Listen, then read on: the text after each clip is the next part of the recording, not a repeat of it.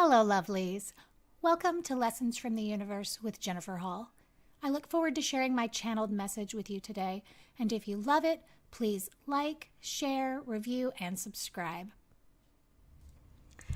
So, those of you who know me know that I sometimes have themes. In fact, I always have themes.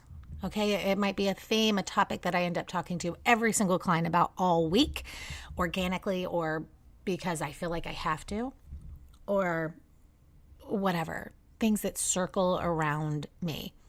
I wondered how that would work out in the podcast, or if it would, but it certainly has, and sometimes it challenges me, like today.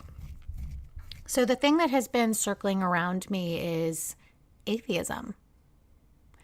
And as I've explored this more to have this conversation with you today, as I've thought about it more, and actually I intentionally, which I've done many times in my life, but I intentionally talked to a couple of proclaimed atheists that I know. I realized this conversation may be less about atheism and more about the G word, God. I avoid using the word God on my social media, specifically Facebook. People seem to have a forum on Facebook where they're, ready to lash out and share their opinions, which I actually appreciate. So, no harm, no foul. But anytime I post anything with the word God in it, I get a lecture. Because people's idea of God often is very limited to an anthropomorphic being. For those of you who don't know what that means, right? For those of you who do, no insult implied.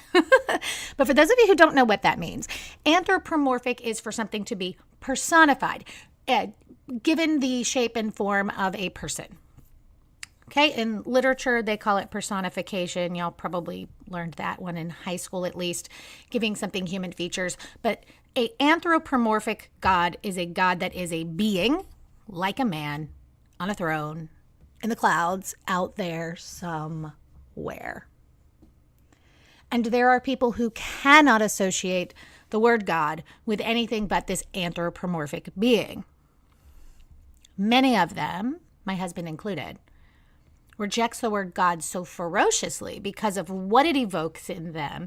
And honestly, I believe what they believe someone else believes about what they believe if they say the word God. Now, most of you who've listened for very long know that I think we shouldn't give two shits about what other people think. And if we use the word God to mean whatever it happens to mean to us, who cares what they think we mean, right?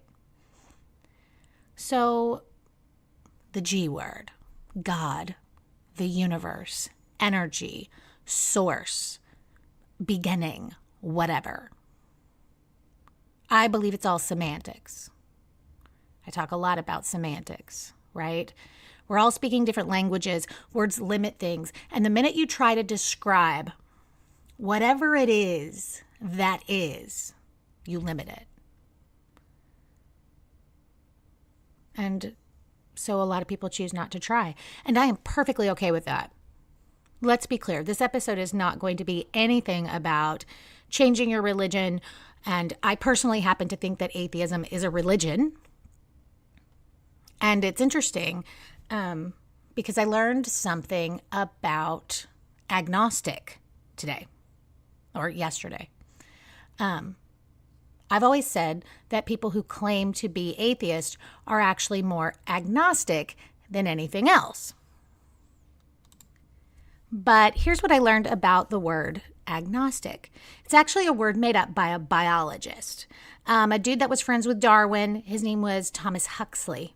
And he coined the term really for political reasons, because he knew that people were so revolted by the idea of atheism that he thought, giving it a different word would make people not flip out. And it worked, right? It's definitely less offensive to people. Because for some reason, people assume when someone claims to be an atheist that they believe in nothing. And, the very religious people believe that there's some sort of, demon being or something, and that it somehow makes you a bad person. But what I will say is I've talked to a lot of atheists. My favorite, well, not my favorite, but something I really love to do and always have is to ask an atheist what they believe in. I challenge you the next time you meet someone who is an atheist to ask them what they believe in, because it will, without fail, either be a very simple or very elaborate and beautiful description of God. Just to be clear, the word agnostic describes all kinds of people that resist, organized religion, and many of them actually do believe in God. And so one of the atheists that I spoke to yesterday, hi, Stephen, he really was giving me the designation between a weak atheist and a strong atheist. And basically what an atheist believes is that there is no being that created it all, right? That it isn't just at the will of one specific thing that this happened. I actually completely agree with that. A weak atheist says, I don't know what source is. Okay, great. I happen to call that God. So all of you out there who freak out at the idea that an atheist doesn't believe in God, they don't believe in the word God. They don't believe in an anthropomorphic God. They don't believe it was at the will of some empowered, strong being. But let go of this idea that they believe in nothing. Because even the ones who claim to believe in nothing believe in something. And I'll give you a real quick example. My friend Lauren is an atheist, like straight up on Facebook, religious views says atheist. And, I personally don't have a problem with that. But here's the deal. I asked her very directly. I shared with her. Okay, I personally do not believe in an anthropomorphic God, and I'm doing this podcast. The concept of atheist has been around me, and would you share with me what you believe? She was very happy to do so, so thank you, Lauren. She said, and this will make some people shudder, okay, but whatever. She said that, first of all, she doesn't believe anything happens to us after we die. That we go into the earth to keep the earth going. And she did specify that she didn't mean that in any way other than fertilizer. Okay, that's fine. I can argue semantics here. I can say that fertilizer is still energy continuation. And that's okay, right? I believe that what she was implying is that our consciousness does not go on. I happen to believe that some elements of our consciousness do go on, only because of my personal experiences in the world. But I don't think it matters if it does or not, let's be honest. Okay, so I don't have a problem with that. But here's where she described what is God to me. She said, I believe that we are all responsible to each other because there's nothing pulling the strings. Yes, we're all responsible to each other. We are here creating each other's curriculum, and we must learn to love and care for one another, to hope for the best for everyone, to release jealousy, envy, hatred, all of it, to be here and be responsible. First and foremost, of course, for our own experience, but also to each other. And that thing, that pull, I call that God. Yes, we are responsible to each other, pushing and pulling, teaching and challenging, inspiring, and pulling the strings for each other. She says it's only us here. I agree. Here on this physical plane, shoes on the floor, feet to the earth, and the energy, the intention, the spirit around us pulls no strings. pulls no strings. We're not predestined. I personally think that we have potential. I would call it a purpose to discover. And I don't care what you call it. You can call it a passion for something. That's fine. Again, that is semantics. And I agree that the idea of some man being out there who has predestined our lives for us, it doesn't make sense. And so what do I call God? I call God that connection, that responsibility. And I think that if I were to push the conversation with her to remix her idea of what the word God means, that she could have a conversation replacing responsible with God, just like we can replace love with God. Of course, there is no way to prove there's a God. There's no evidence to present, just like there's no evidence to prove love. There's no picture. There's nothing tangible that can be argued away or argued for. That was one of the things that Stephen said, that he is not so presumptuous to think that he knows. I like that. How do you explain something intangible that exists, that's amongst us all, but you can't prove? Again, this is an example of how the universe spins things around me. And it was actually Sunday afternoon that set it in stone for me that this was the conversation we'd have this week, because we had a play date for my daughter, and her friend's father found out for the first time what it is that I do. And instead of asking me questions, he went off on a tangent, which happens a lot. And actually, thank you, universe, for that. And he was talking about how he tries to explain God to his children, how difficult it is because you can't prove it. And we didn't get into his thoughts about an anthropomorphic God, but his version of God that he described on Sunday afternoon did not sound anthropomorphic to me. He compared it to love. How do you know you love someone? It's that energy, that feeling. And he says that is God to him. I like that. I like that.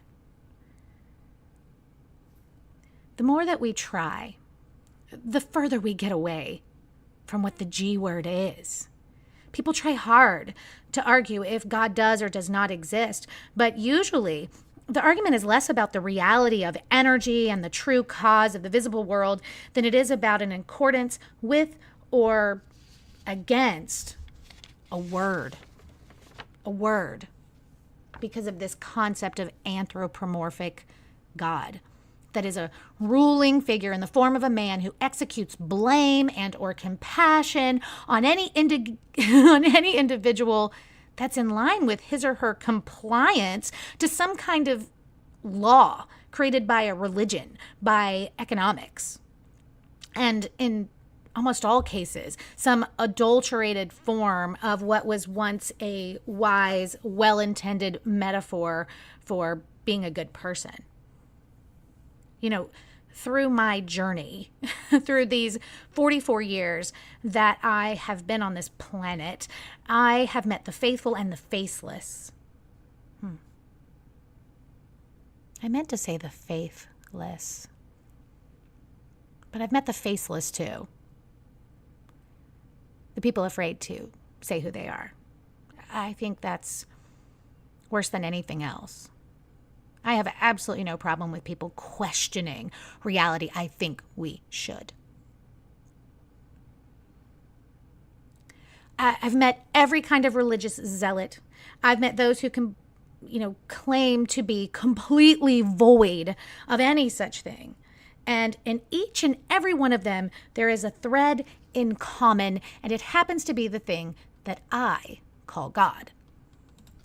I challenge each of you to put down your own indoctrinated rhetoric, no matter what it may be, and imagine for just a moment that all of us are right. We're just speaking different languages, some more elegant than the next, some more literal, whatever, all based on what each individual needs or believes he needs, so that we can feel safe in the world. Some people need to believe there is this father-like being watching over them to feel safe in the world. Others actually feel more safe to think we're here and we die and that's it. They feel more safe. There's no unknown there. And then the people who are making up this heaven that is some resort in the sky, they need that to feel safe. I'm going to say it's all a metaphor for whatever really is, because in our human mind, we cannot conceive of it. And the moment we try to describe it, we make it something that it is not.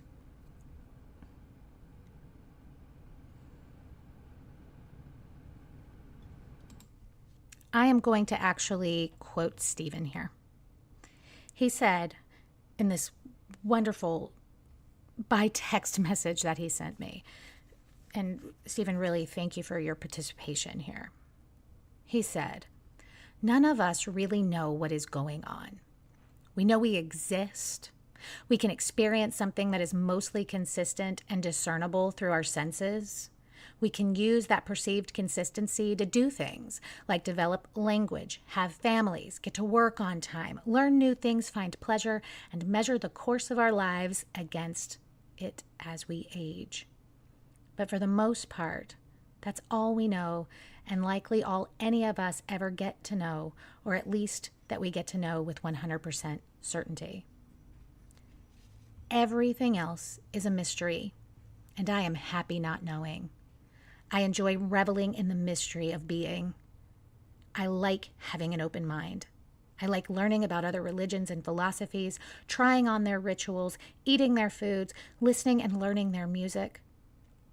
I find a different utility to all of it, but no one gets the monopoly on the structure and nature of being, at least not from where I'm looking at." I am absolutely in love with this. It gives me chills. I agree. No one is better than the other. No path is better than the other. All of the religions and the paths and the rituals and the bullshit and the everything, it all exists on a continuum of the truth, and each of us should find what works for us, not out of fear, but out of experience. I am in love with that. What I call God, what I call the universe, what some call energy and others call connection, some call biology. But it's going on everywhere all the time. And so can it be manifest as a man? I'm not going to say in this forum yes or no to that. But what I will say is that both could be real and that it doesn't matter. When I talked to the minister down the street about what he believes God to be, he is literally thinking of a dude, right? He is thinking of a man who literally did a bunch of things that nobody can prove. And I myself at the same time, I'm acknowledging something different. The possibility that source, that energy, that potential, right? This is new for me, but I like this. Potential as a synonym for God. Potential pushed forth as people being that thing I call God, that connection, that power, that movement, that alignment with the best we can be. Hell yeah, I like that. You know, it doesn't matter. We're all using words to get as close to the truth as we can with something that cannot be described. And it's only an issue when judgment plays a role. To say that a good woman isn't good because she sees God in her children and in the trees instead of some book or some building, or to call some other woman pious because she's nice to people out of the fear of retribution at the hands of some vengeful so-called father, that is the problem. That is a way greater problem than to hear somebody claim that they don't believe in God. especially when if you ask them what they believe in, it will be a beautiful description of God. Even if it's as simple as we are each responsible to each other. No one has to recognize or name something that's a creature, right? I mean, you have to understand, to someone who sees God as energy and potential, or sees what they choose not to call God as energy and potential, it is gross to limit that to a body.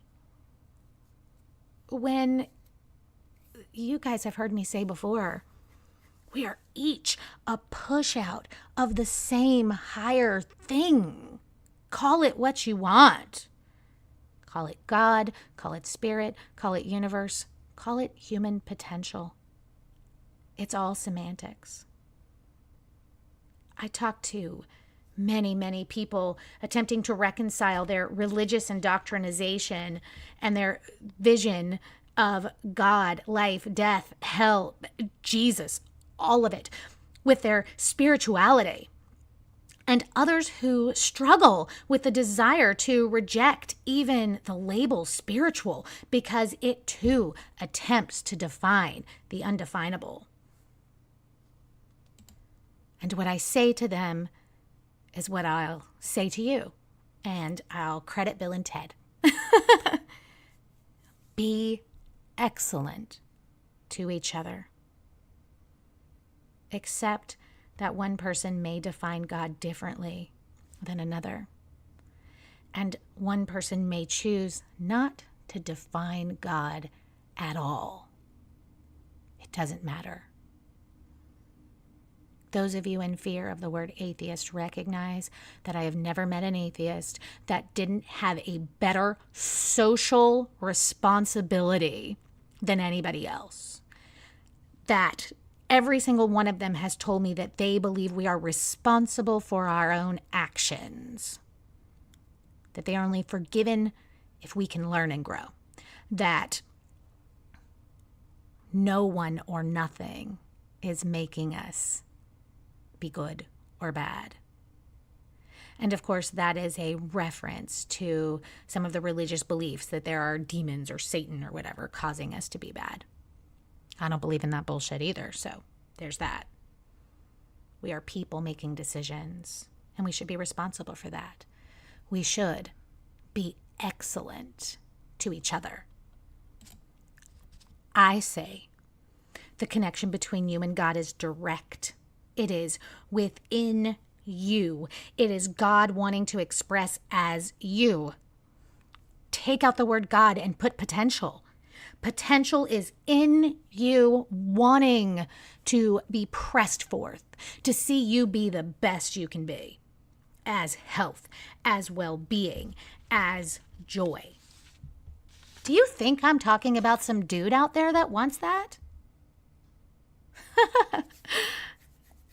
If that helps you understand it, great. Go ahead. Think that. That's fine. If that helps you be excellent to each other. But don't do it out of fear or guilt, because that's bullshit.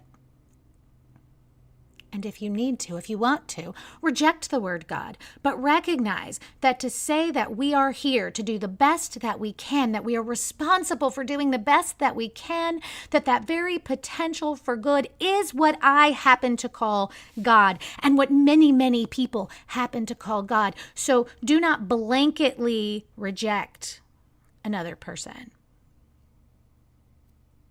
I say that because of all those times I've not posted some awesome meme I found because I didn't want to hear somebody go off about that there is no God. What's funny, though, is that when people do that, they then tell me what is. And it is always some version of my description of God, which, of course, as I said before, is limiting.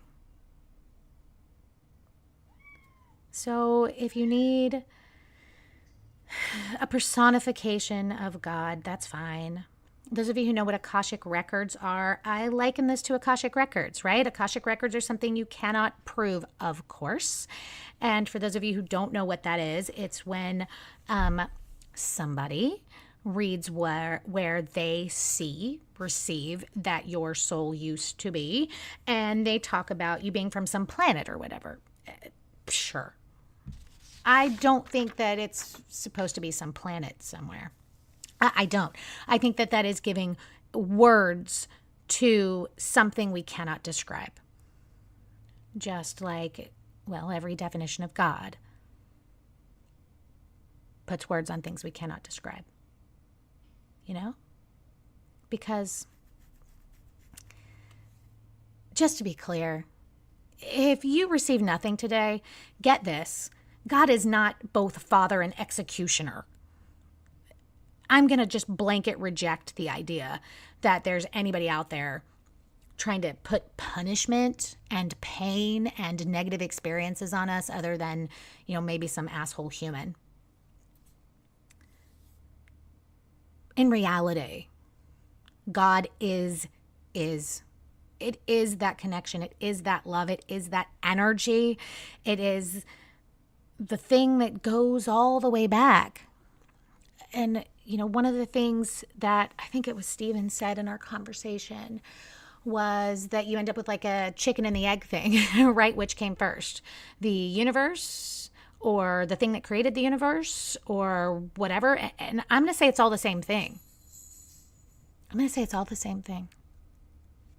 Yeah. I think it was the last episode where I talked about quarks and leptons and all, and that as far as we can go into it, we are all the same thing. I call God the universe because when I say God, I get attacked. When I say God, I'm misunderstood often. And I know that then there are also people who reject universe. I see, the very religious cringe because I have been directly told by some of them that they have been taught that if someone is talking about the universe in lieu of God, that this person is going to go to hell.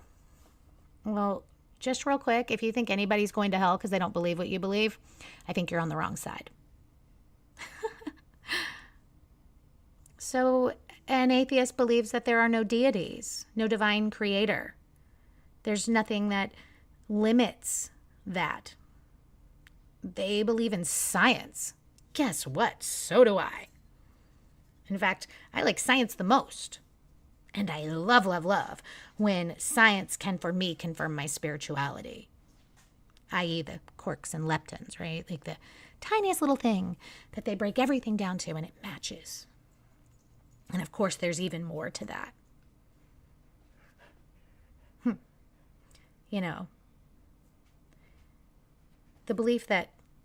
The belief in some big entity behind you, above you, pulling the strings, so to speak, is required for you to be a moral person is a joke.